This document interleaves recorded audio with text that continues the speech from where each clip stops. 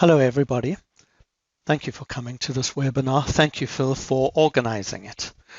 By way of introduction, my name is Sam Hassel. I have been in the landscape industry most of my career.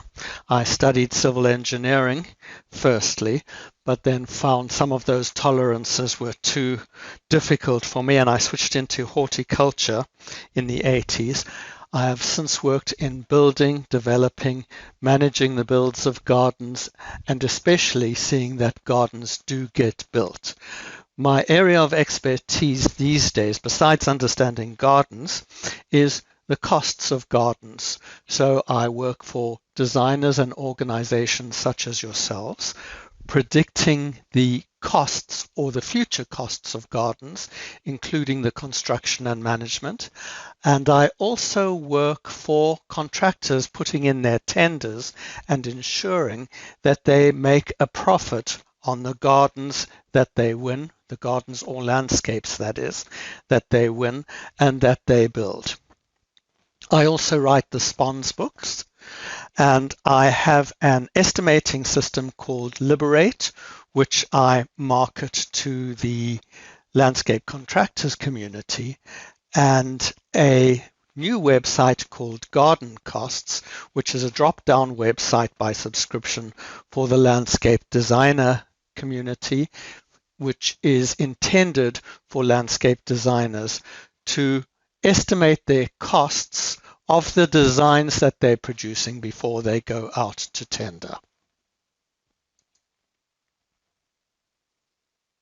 So the name of this seminar, this webinar, is called Your Costs, the Project's Costs, and Managing Client Expectations.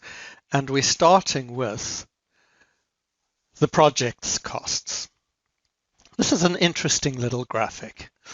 What it shows you is the costs of a project from the first initial client meeting to the final account. Now, on your very first day of meeting the client or hearing about a project, you know absolutely nothing about either what you're going to design or what the project is going to cost you.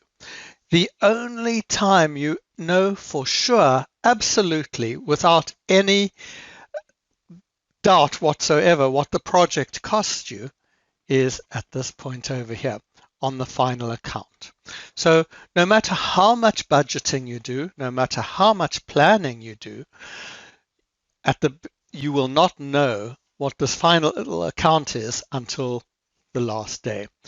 At your first client meeting, this is your variation, shows your variation from what you think about what the client budget is going to be. So the client might say to you, I want to spend £100,000, or the client might say, I don't know what I want to spend. And we're coming on to that later. But at your first point, you have no idea or very little idea about what the client budget is going to be. Throughout the course of the job, things change.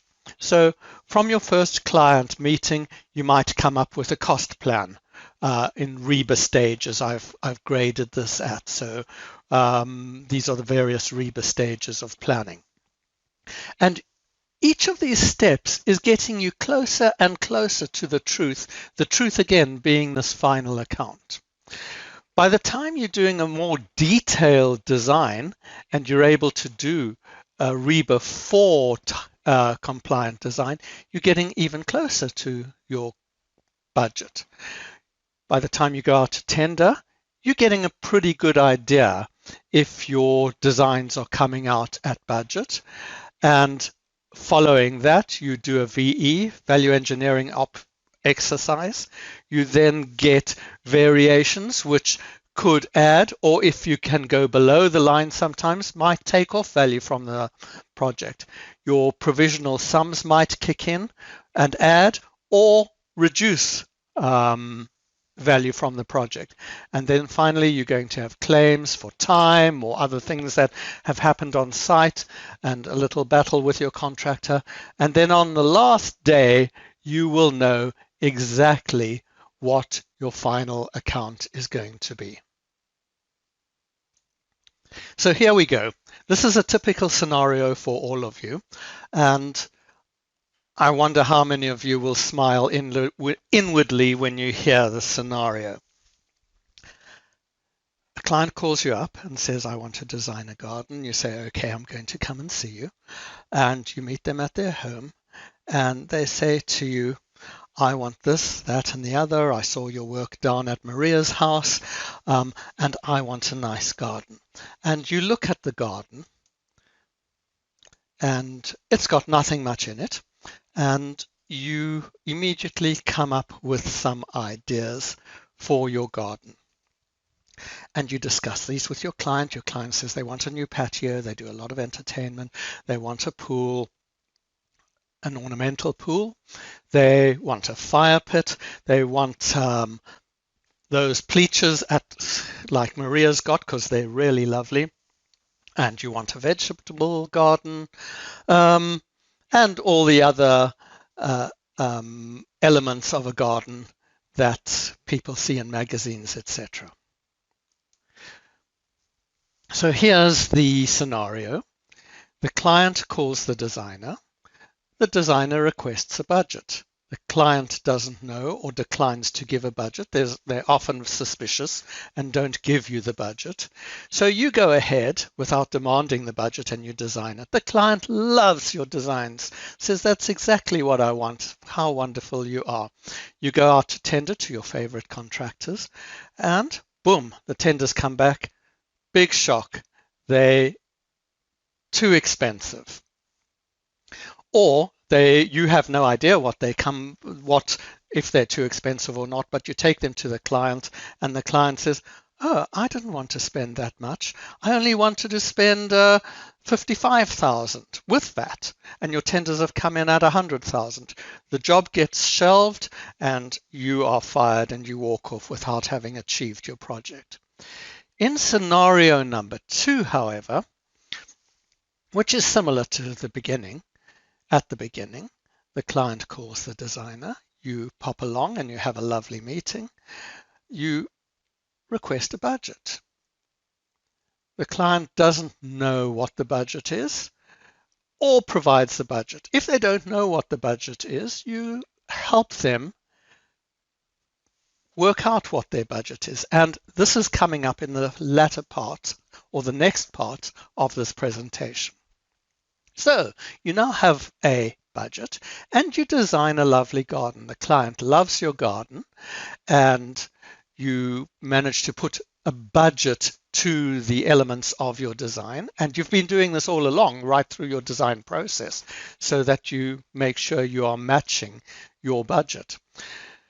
The client amends various things throughout your design. You're in constant contact with them and you go out to tender, and the tender comes back to budget because you've been working on that. You have some idea. You don't have to be too specific about it, but you know what the various elements cost.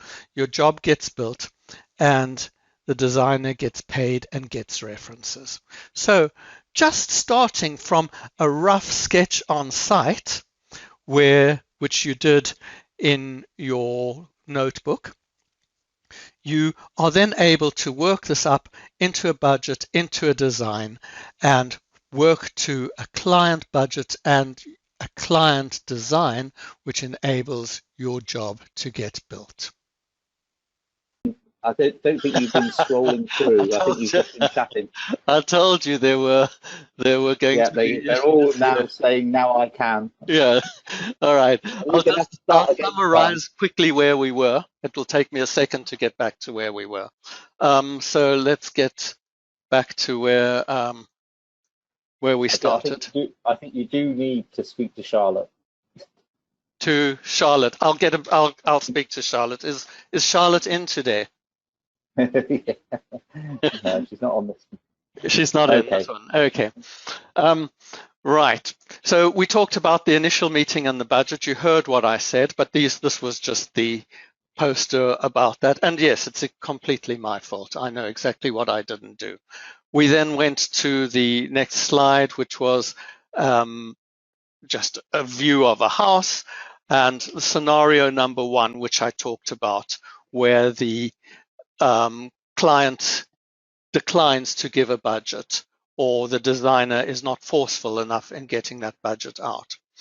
The next one is scenario number 2, which the designer gets a budget and designs to the client's budget based on a little sketch which they produced at the first meeting on site in your little Hemingway notebooks which you carry around. You threw some ideas at the client and they came up and said, yes, we like that, we don't like that. And you went and you developed that and you got to a point of a first initial presentation, and then you got to a budget thereafter.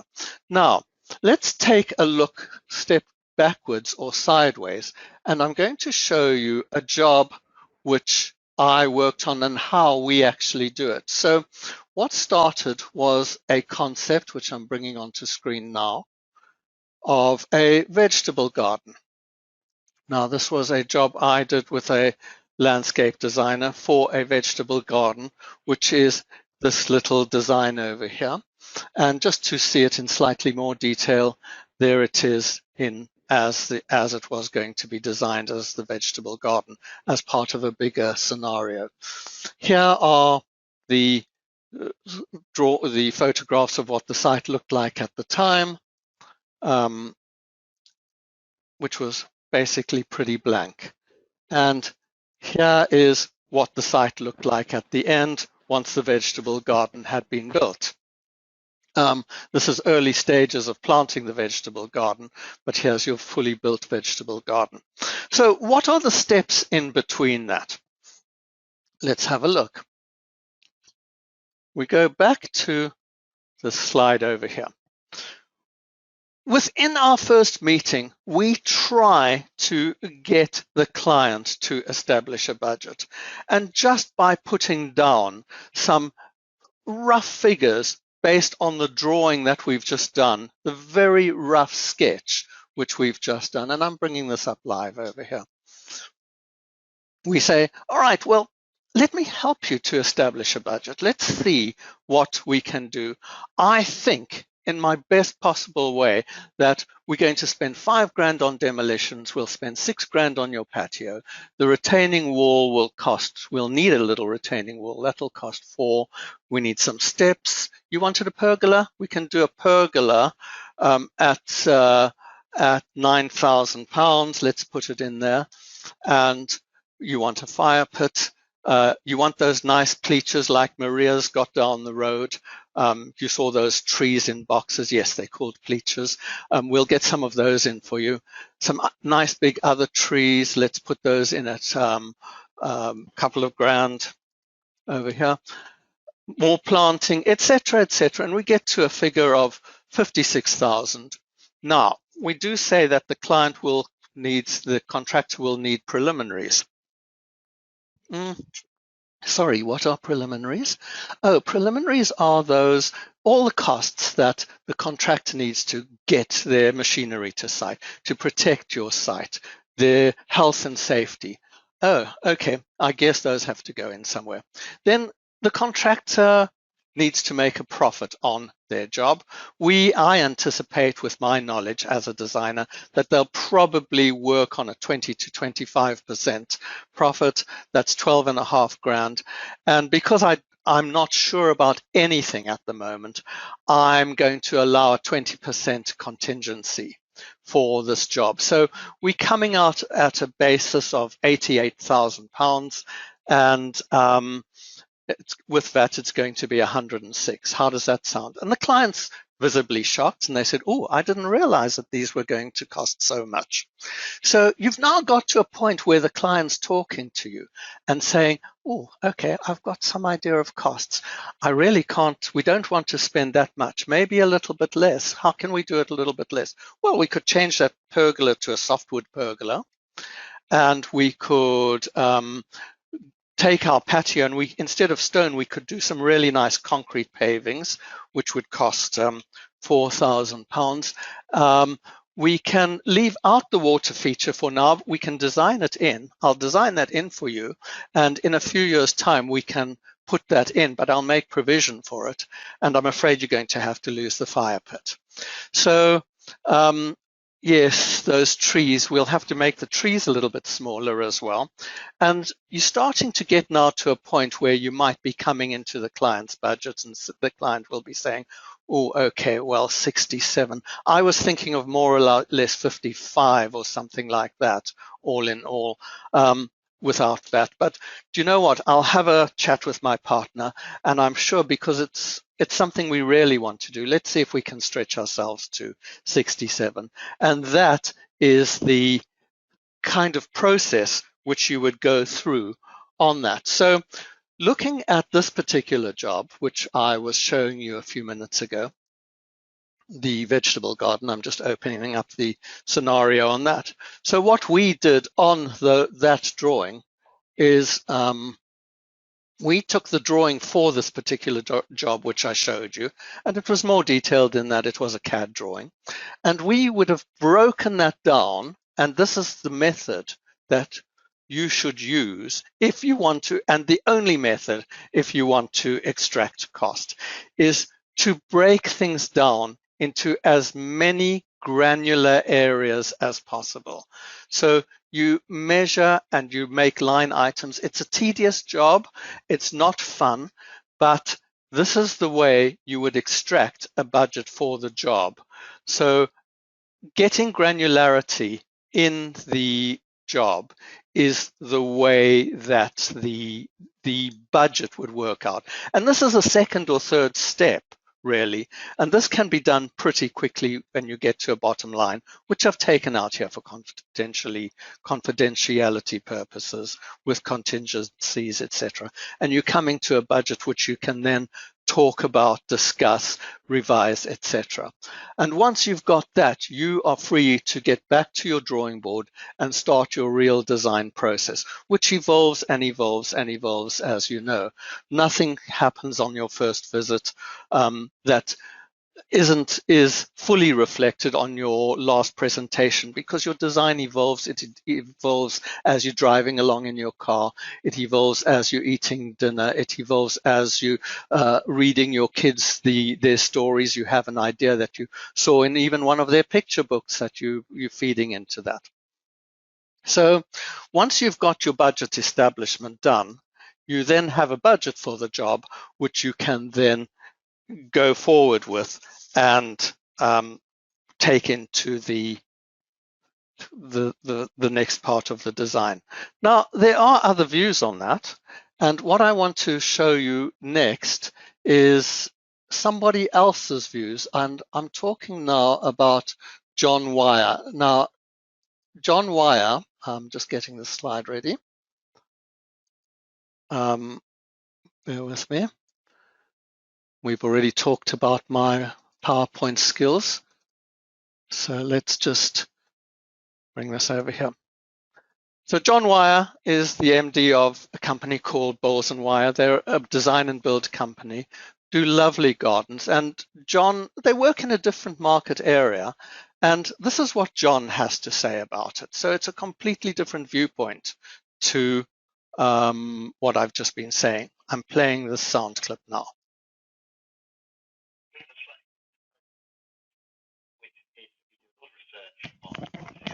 Before we go there, so that we have a pretty good idea of whether they're going to be, in the right area in terms of budget or not. And we then show them projects and we tell them how much those projects cost, but we never ask budget at the first meeting because their budgets are likely to be unrealistic. So there's always a gap between what clients actually aspire to and what they're willing to spend. And a lot of the time, I think if you actually deliver a scheme for what they first say they want to spend, they'll be disappointed.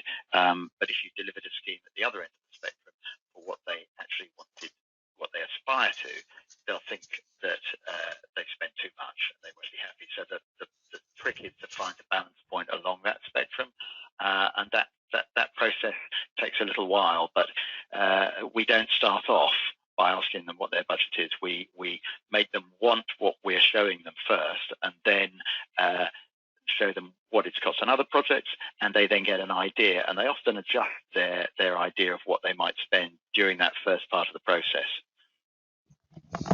Okay, I think that is very profound what John said there. And I'd just like to ask if anybody wants to hear that again. I've just, Phil, has anybody commented? And if anybody would like to chat to hear that again, I'm very happy to play that again for you if you'd like to. Phil, are you there? Hello? You muted me, Sam. Oh, did I? Yeah, we've Sorry.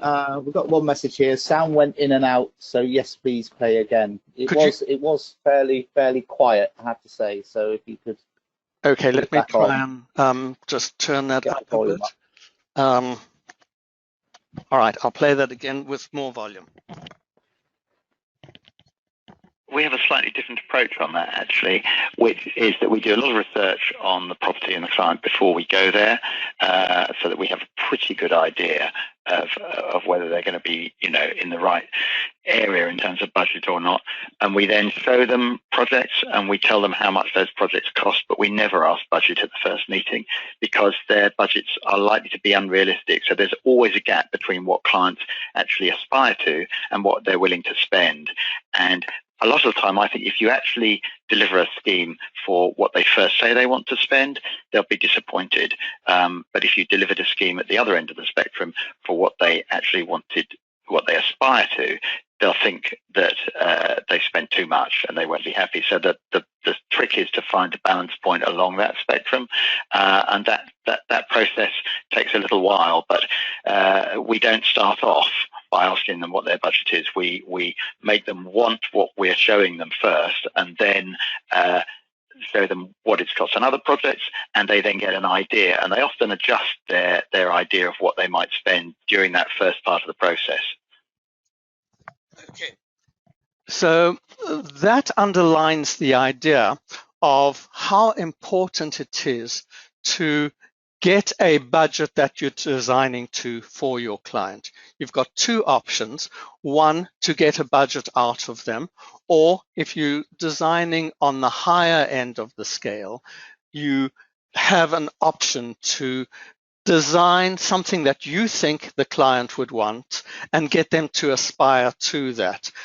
It's always a fine line to walk through that and find exactly what it wants, but what the client wants. But I think to say, if you're not designing to a particular budget objective in mind, then you may be wasting a lot of your time. So we're moving on now from the budgeting side. And what I need to show you in very, very briefly is how a contractor prices their work. Now, I show this in quite a lot of detail to the contractors, but I am only going to go through this very, very briefly with you, because as designers, all I want to show you is what a contractor does to get their labor rate. And you don't need to have a detailed understanding of this. I'm going to show you later what a designer's labor rates are,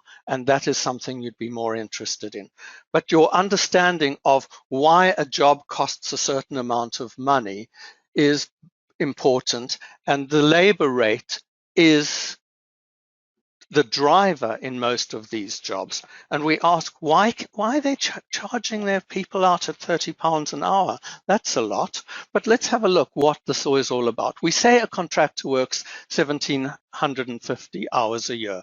A typical team in the Southeast costs, in a 3-person team, costs 32,000 to 25,000 and 19,000.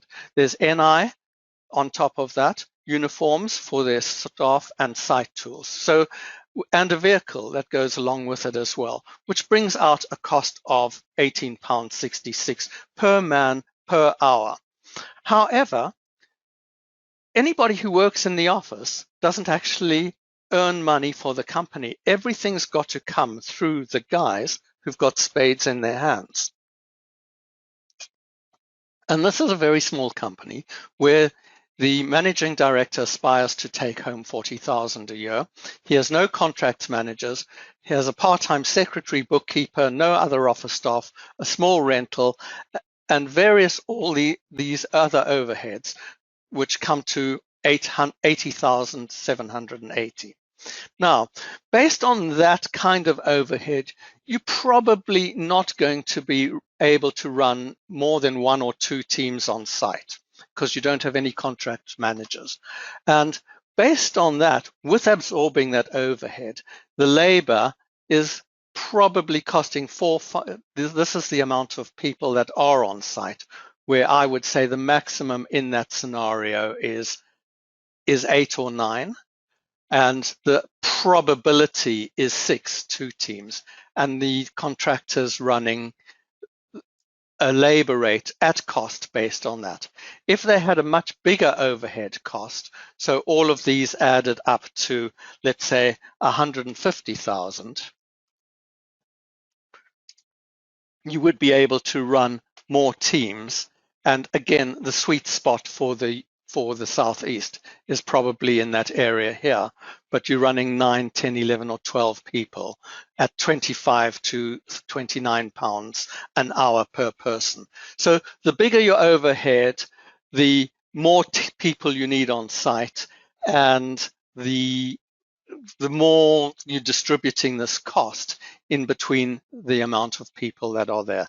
So basic costs, overhead, and total costs contribute to the amount of people on site. And for people who are in the contracting side, I'm happy to go through this with you at in far more detail.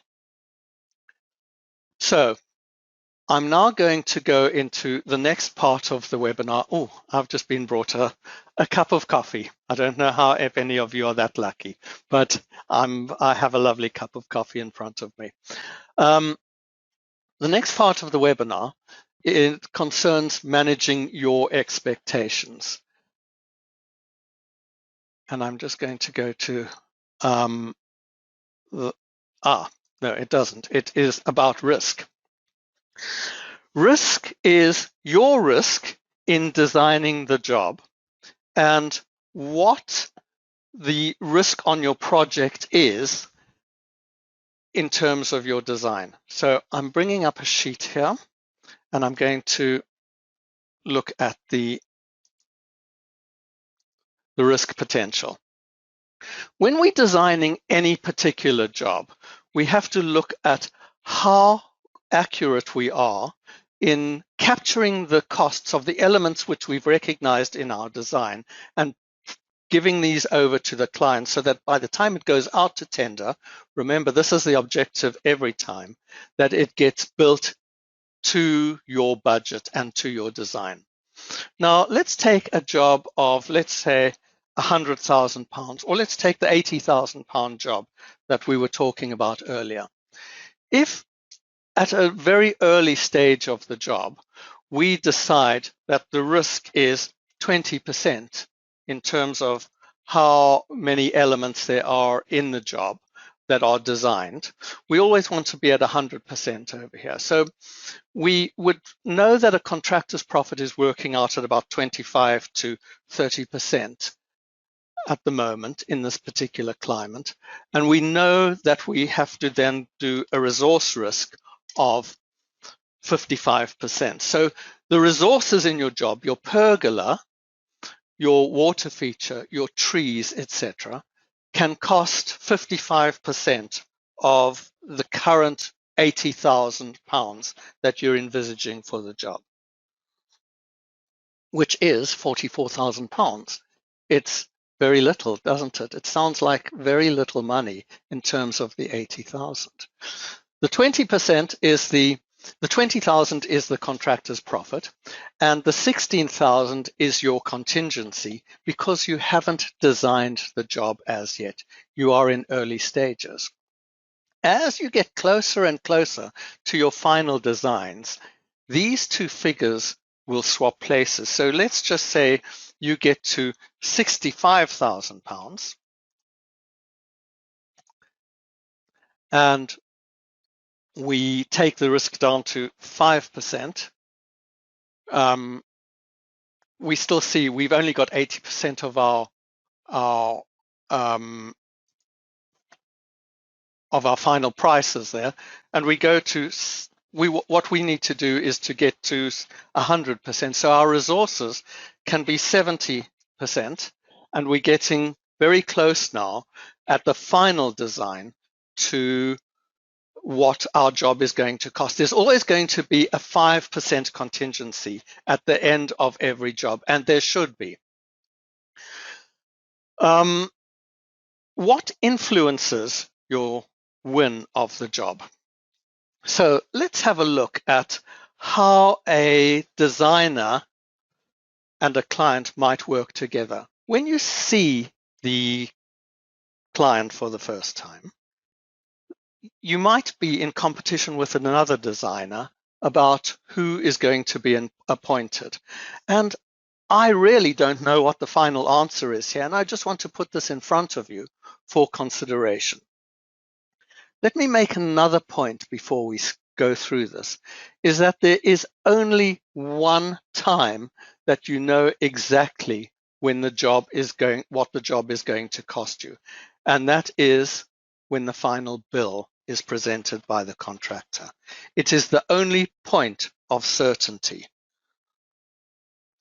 So we're always working on the basis of knowledge, building up that knowledge behind, and presenting to your client transparency, education, knowledge, assistance. So I have an image here of what the designer might do to win the job.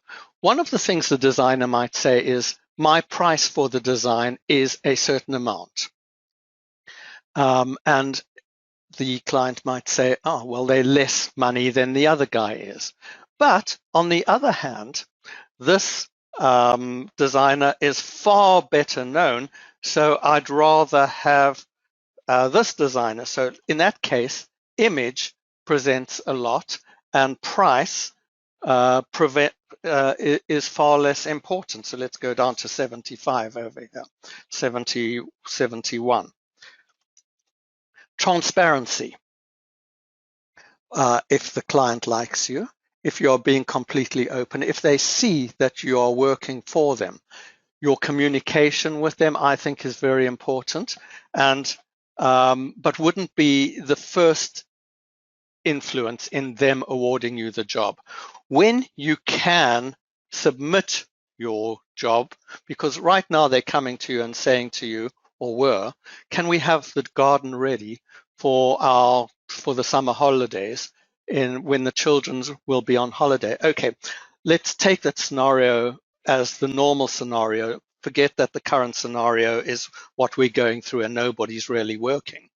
But in normal times, they will be asking you when you can submit your program and when it can be completed. And I'm going to go into that in a moment.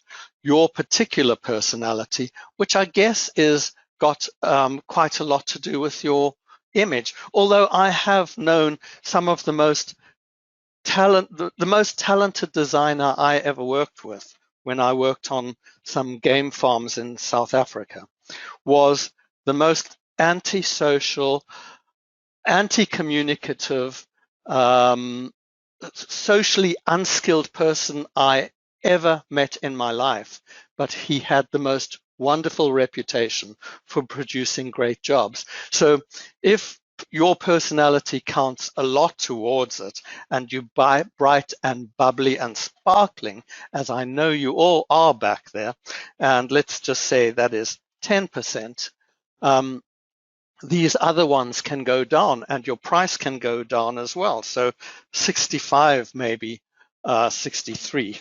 I just sort of play around with the figure till I get it right. And if you've got these sort of charts in front of you and you have decided where you fit in here and what your particular business profile is, then these are the issues which influence your job.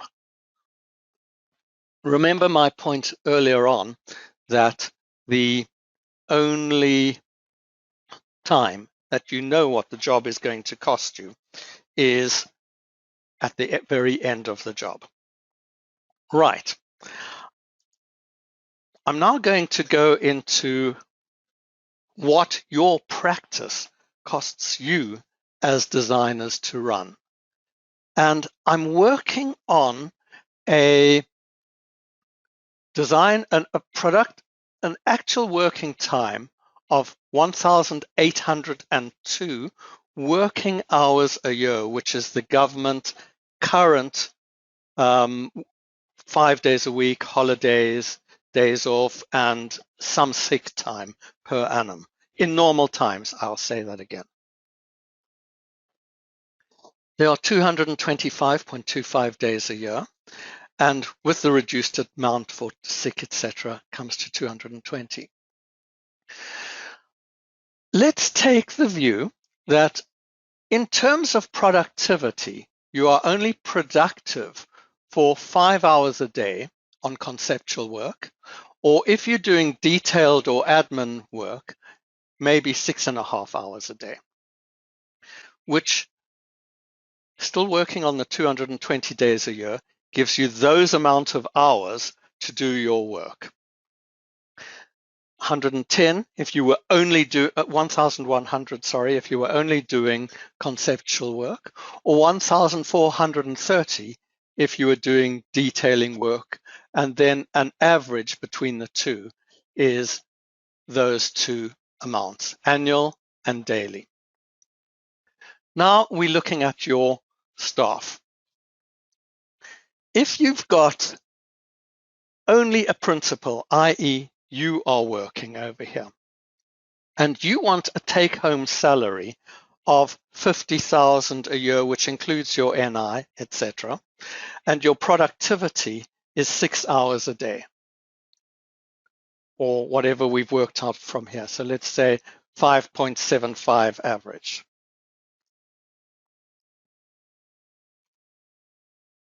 We're trying to work out a rate for you here of what it actually costs you to run your practice, what you have to make for every hour you run, just to make ends meet.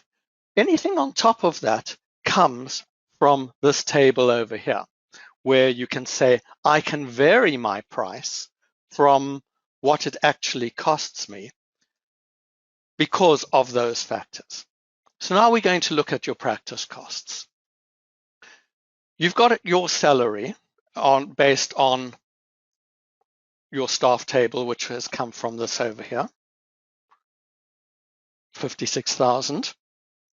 And we're saying this is how you are working on your own. Don't look at column C yet, because this is where you have other people working with you.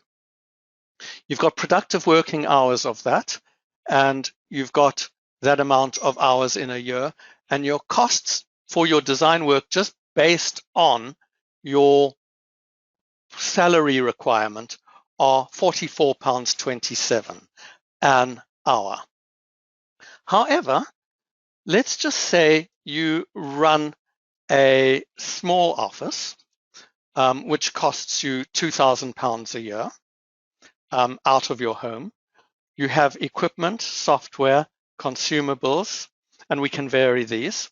And I'm happy to give this table out to Phil so he can help you distribute it to you.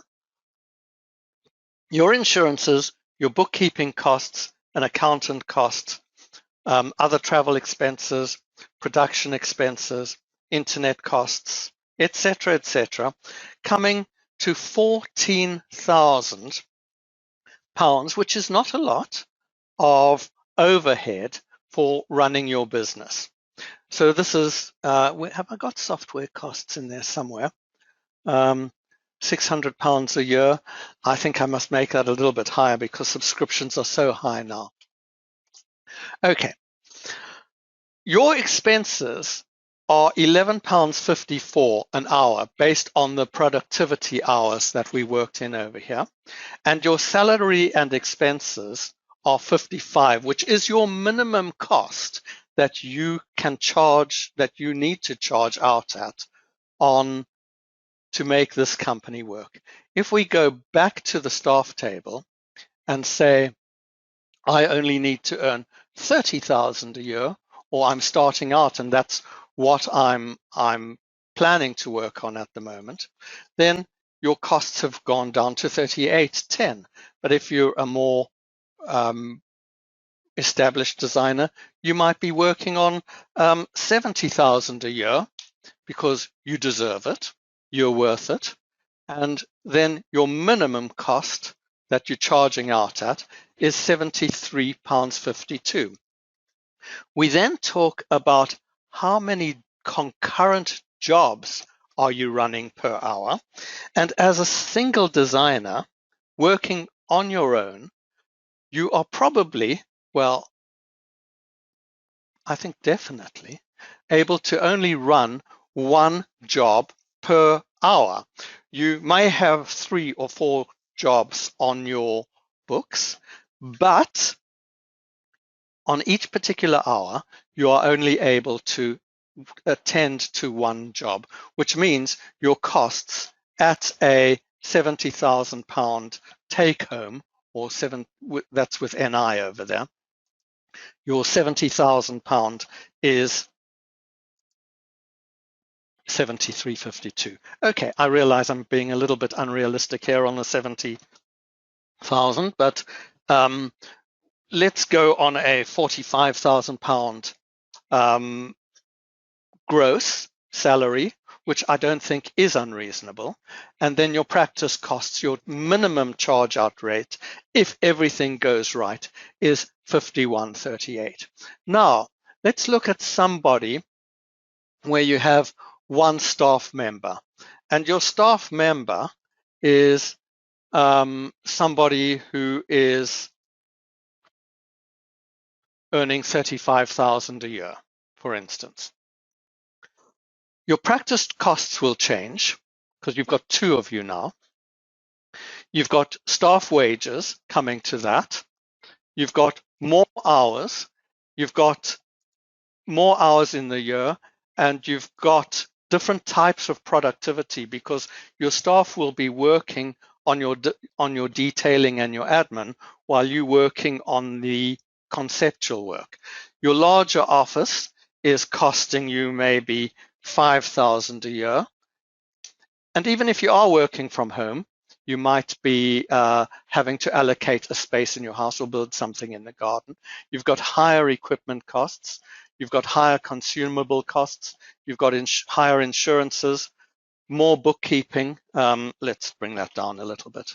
Let's keep that right down because I don't think 3,000 is realistic yet, nor is 4,000 for an accountant, but let's go 1,500 on that.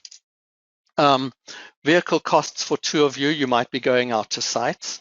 Other travel expenses, you might be taking trains and tubes, etc.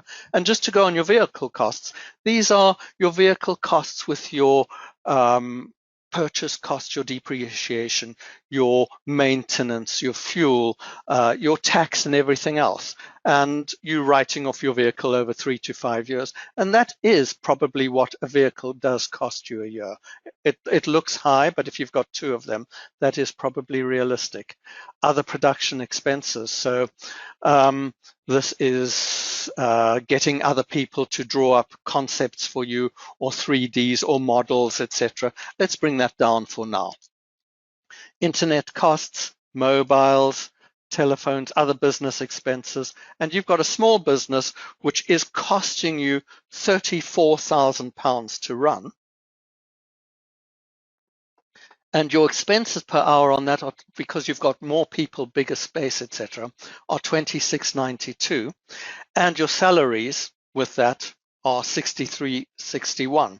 However, here's the big thing: you are able to devote yourself to more than one job at a time because your assistant or the person that's working with you is doing the admin on that job or drawing up a detail on that job. And although you might be working, that person might be working on one job or more than one job an hour, you generally working on still one job, and you've brought your cost per hour right down. And if you were then just charging your 51.38 an hour or going up to 60, that's when you're starting to make money. So the whole idea of getting somebody in to work for you is when your practice does start to grow and when you are starting to make money, because you are making a fiver, a tenner, 15 pounds per hour off somebody else's back and running them well, getting them to do a lot of the detail work, which you probably don't enjoy doing anyway, writing out specifications, looking for pictures for the storyboard, putting that together, sending it off, writing letters, etc. And that is not really productive work. What you want to be doing is drawing up concepts, seeing the clients, bringing them in, going back to the influence table and winning those clients, making sure that anybody you see or advertise to or market to is coming to you. Okay. I want to talk to you about managing expectations. Let's just see where, get that slide up. I think it's here. Managing expectations. Now, that term didn't mean very much to me until about 2 years ago. And I was working with a client of mine who I really worked well with him. We just got on well. And I said to him one day, Malcolm, what is it you actually do? And he said, I manage people's expectations for a big company. I said, what the hell does that mean? And he explained to me that what that means is the client all along is understanding what the deliverable is going to be. So you're not promising them things all along which are just happening at the end. They can't get in their minds the idea of what their garden is going to look like. I've worked on many gardens. My background is through horticulture, through engineering.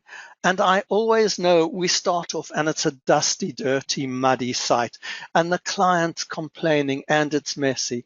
And nothing really happens until the last day when the turf goes down surrounding that patio and the plants are all planted. But the day the turf goes down and it finishes it off, that all comes to life. But what we have to do is try to get the client to understand this all along. So, firstly, let's talk about, and I'll just make this bigger, managing your design time expectations.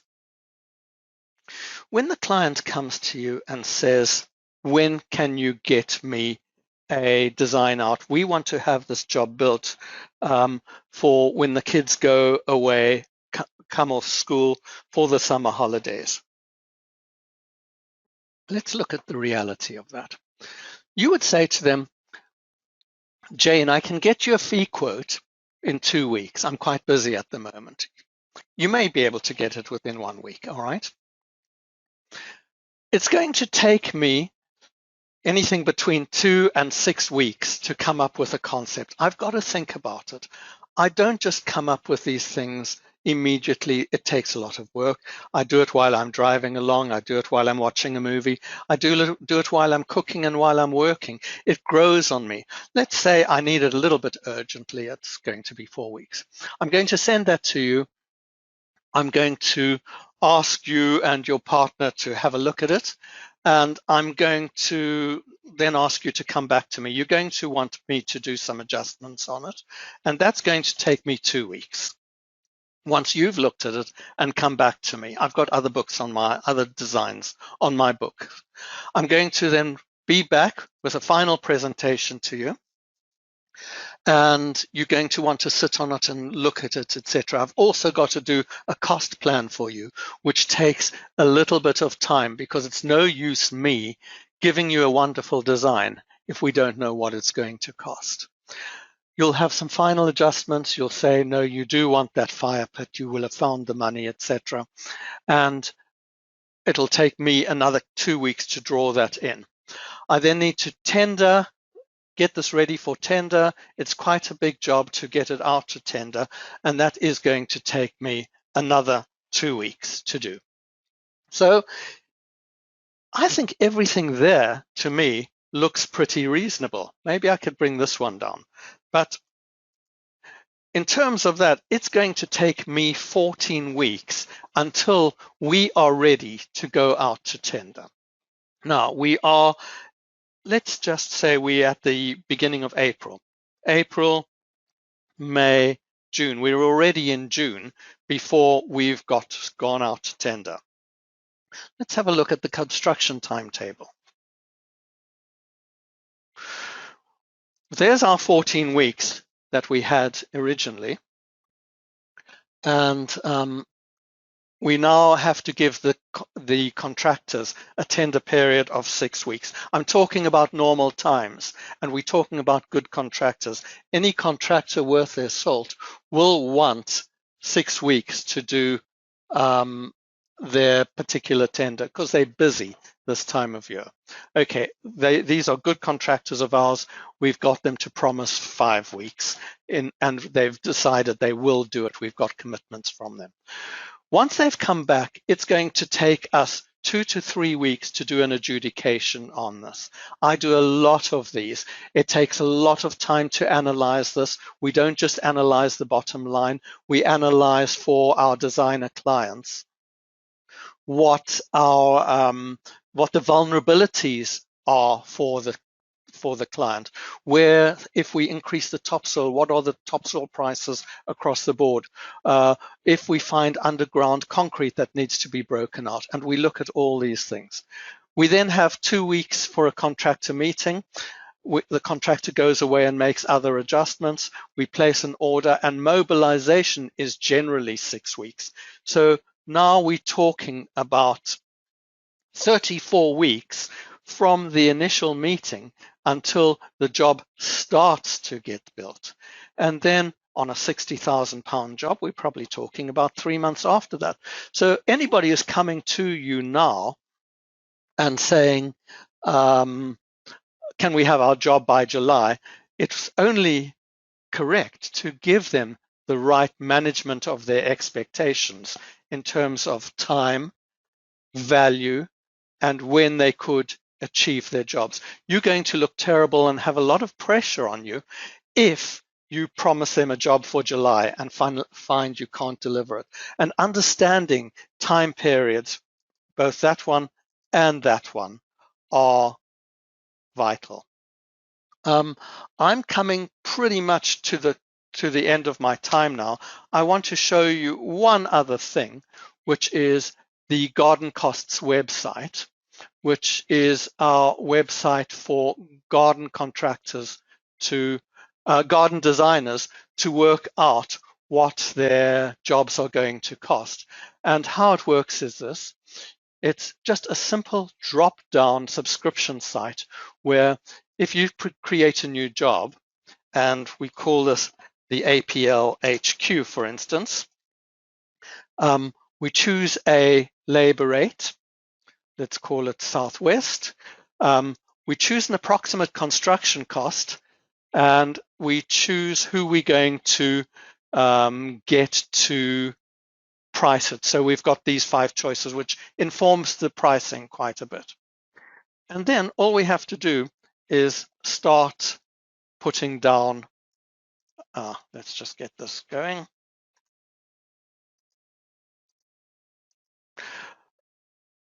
So here we're laying a base for a paving area, and it's 25 square meters. We're now going to put down some paving, and it's sandstone. And we'll choose that one. And again, it's 25 square meters. And we're going to do some planting. And this helps build up a budget for your job. This does make it easier, but it still takes a lot of time to do. But it helps you put your budgets together for your client, which is built up of your drawings. And getting all this information out, especially the meters and the rates, is something either you could do at concept stage if you've got a rough idea, Or if you have your first drawings, your second drawings drawn out, you're then starting to get better ideas of measurements coming through, etc. And most of the things that you do work with are in this database.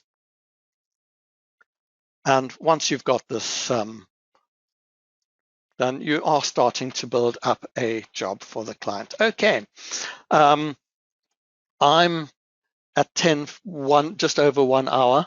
So I'm going to ask Phil if we've got questions now, which we should be talking about, or which you'd like me to answer. There's no questions in just yet, Sam. Okay. We got a really great presentation. Thank you. Okay. I see that. But there's no questions as such yet. Tamara, do your design fees ever reflect the client budget? Okay, so let's be clear. I am not a designer. When you say my design fees, I will answer it for you as a designer. I don't know.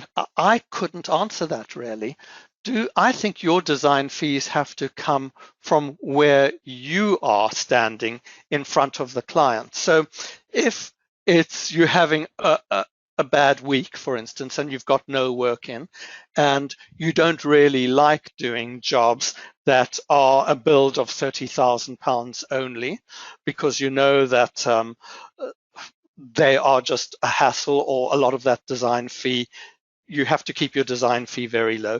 You might modify that just because you know, oh, well, that's a few hours work. I can put that together in an afternoon. And rather than doing nothing, I would have that job.